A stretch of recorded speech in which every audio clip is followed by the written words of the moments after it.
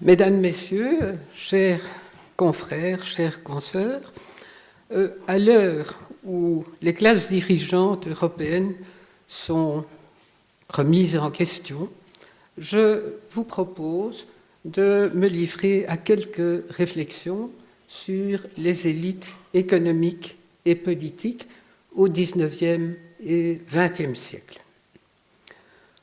S'aventurer dans une analyse à long terme des élites belges nous entraîne inévitablement à envisager les structures sociales des territoires de la Belgique d'aujourd'hui avant la création de l'État belge en 1830. Mon exposé s'articulera en deux parties. La première vous tracera très grossièrement, très grand trait, la composition des élites économiques et politiques au XIXe et XXe siècle. Et en second lieu, je vous propose une analyse sur la longue durée des milieux du pouvoir sur le territoire de la Belgique depuis la fin de l'Ancien Régime. Première partie, on peut dire que 6 périodes se dégagent de l'analyse du sommet de la hiérarchie sociale au cours des XIXe et XXe siècles, et elles sont balisées à la fois par l'évolution de l'économie et du système politique. Première période, en gros, de la fin de l'Ancien Régime à la Révolution de 1830, période de transition d'une société d'ordre à une société de classe. C'est au cours de cette période que prend naissance le clivage catholique-libéral qui prédomine au sein des élites de la société belge du XIXe siècle. Le régime français a aboli en une vingtaine d'années le statut et les pouvoirs de la noblesse, sans avoir fait disparaître pour autant les classes supérieures de l'Ancien Régime. Par contre, il a largement ouvert l'accès au pouvoir à de nouvelles élites et il a consolidé le processus de francisation de la haute société qui était en cours depuis la seconde moitié du XVIIIe siècle.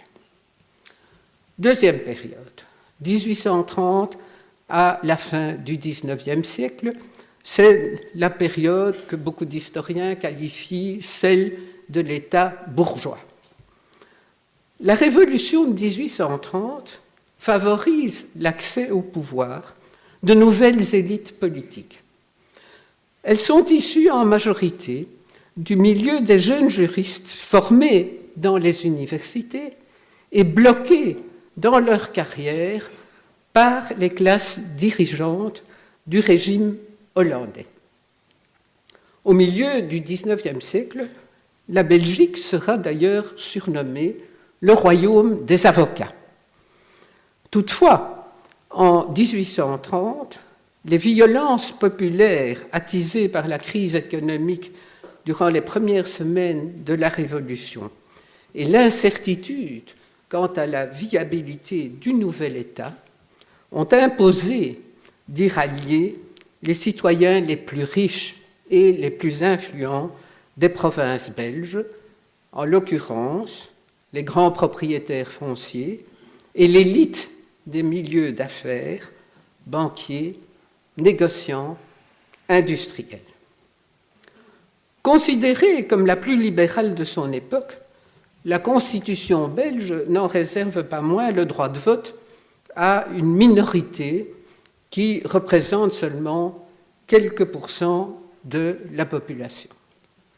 Cette Constitution stipule la liberté et l'égalité entre tous les citoyens, mais reconnaît au roi le droit, je cite, de conférer des titres de noblesse sans pouvoir jamais y attacher aucun privilège.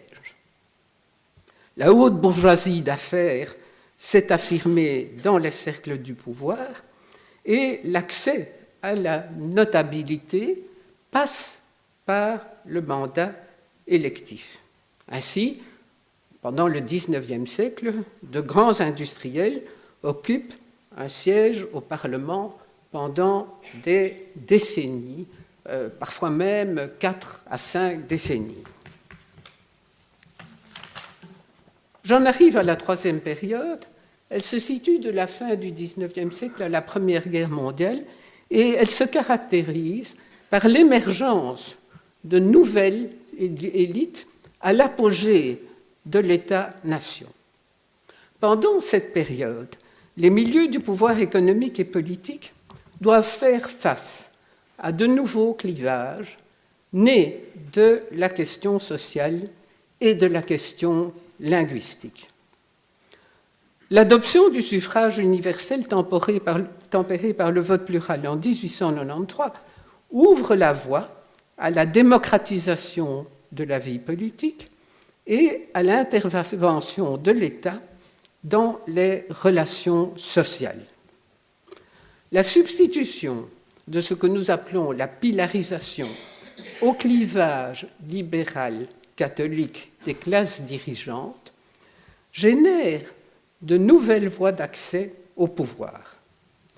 C'est une phase majeure de l'histoire du pays où s'oppose un processus de fusion nationale de nombreux réseaux de la société, fusion qui s'oppose aux forces centrifuges nées de la question linguistique. Quatrième période de la Première Guerre mondiale au début des années 50, que l'on peut qualifier de mise en question des élites traditionnelles. La Première Guerre mondiale se révèle comme un tremplin pour le renouvellement des élites économiques et politiques, pour l'émergence des experts dans la vie publique et l'accès direct des financiers aux fonctions gouvernementales dans l'après-guerre. L'adoption du suffrage universel masculin pur et simple en 1919 bouleverse les rapports de force politique avec l'entrée en masse des socialistes au Parlement. La Belgique entre dans une période d'instabilité gouvernementale où se succèdent des gouvernements de coalition. Désormais, les classes dirigeantes évoluent dans une société où l'interaction entre démocratisation et intégration dans l'État-nation est éclipsée par des processus d'interaction entre démocratisation, pilarisation et nationalisme flamand. J'en arrive à la cinquième période qui se situe à partir des années 50, en gros des années 50, fin des années 50 et à 1980, la professionnalisation, donc c'est la période de ce qu'on appelle la démocratie de masse. La professionnalisation et la dépolitisation du grand patronat s'accompagnent d'un élargissement de son recrutement social. Et plusieurs facteurs y contribuent. D'abord, la démocratisation des études supérieures. Ensuite, l'essor du capitalisme familial en Flandre, au départ de petites et moyennes entreprises familiales qui développent, certaines d'entre elles, d'importants groupes de dimension internationale. En troisième lieu, l'instauration, après la Deuxième Guerre mondiale, d'un régime d'économie mixte a pour conséquence une extension significative du nombre d'entreprises publiques et la formation de ce qu'on peut appeler une nomenclatura, c'est-à-dire un patronat composé de managers salariés dont l'accès aux responsabilités économiques procède du lotissement de ces responsabilités entre les partis politiques au pouvoir. J'en arrive alors à la fin du XXe siècle. La remise à l'honneur de l'économie de marché et de l'entreprise comme moteur de la croissance économique a pour effet d'augmenter la visibilité des élites économiques. Que constate-t-on? D'abord, l'héritage et les alliances matrimoniales, combinées à des participations croisées dans de multiples entreprises, maintient des familles anciennes au sommet de la société. En deuxième lieu, la participation des femmes au pouvoir économique est quasiment inexistante. Troisième constat, la visibilité de la noblesse dans les milieux du pouvoir économique. C'est un phénomène neuf et elle se manifeste de différentes façons. D'abord, par la présence active de membres de l'ancienne noblesse dans le monde de l'entreprise. Ensuite, par le regain de l'attrait des distinctions nobiliaires comme consécration de l'ascension sociale des entrepreneurs et des managers. Enfin, on constate également l'élargissement du recrutement de la noblesse. À la fin du XXe siècle, la démocratisation de l'accès à la notabilité ne fait aucun doute. La fédéralisation du pays a favorisé l'émergence d'un establishment néerlandophone tourné vers l'international et dont l'anglais est devenu la lingua franca.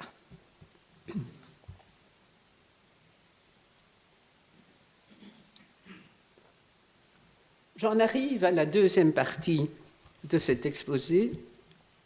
Que résulte-t-il d'une analyse sur la longue durée des milieux du pouvoir économique et politique sur le territoire de la Belgique? Je ne prétendrai pas aller à l'exhaustivité. Mais le premier constat, c'est que cette approche fait ressortir l'inertie et la lenteur des transformations des structures sociales et des mentalités. Elle met en évidence l'importance de l'enracinement local et des réseaux familiaux dans la formation des élites économiques et politiques, mais aussi le problème de la présence d'acteurs étrangers, d'origine étrangère, et le problème de l'intégration de ces acteurs dans la haute société. Deuxième constat, au-delà de leur rôle économique, aborder ces milieux sous des angles multiples, social, culturel, politique, met au jour des traces non négligeables de la société d'Ancien Régime dans la composition des classes dirigeantes jusqu'à la fin du XXe siècle et au-delà. Je vous citerai deux traces caractéristiques. Première trace, la permanence et la fonction symbolique des lieux occupés par le pouvoir à Bruxelles depuis la fin du XVIIIe siècle.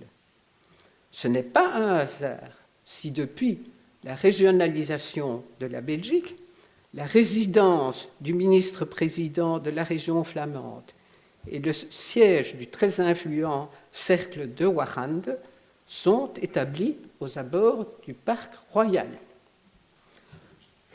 Deuxième trace, la persistance de l'octroi de faveurs nobiliaires qui renouvelle partiellement et diversifie la composition de la noblesse, mais maintient en son sein la hiérarchie traditionnelle que confère aux membres de la noblesse leur caractère héréditaire, le titre, l'ancienneté de la lignée.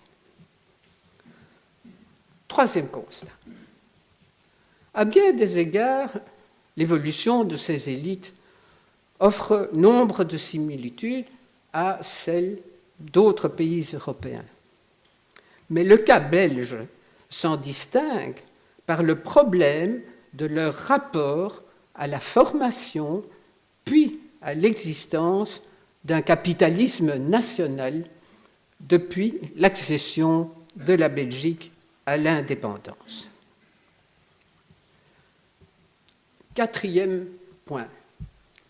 La précocité de la révolution industrielle et l'ascension spectaculaire de la bourgeoisie d'affaires a occulté le poids des propriétaires fonciers dans la société du XIXe siècle.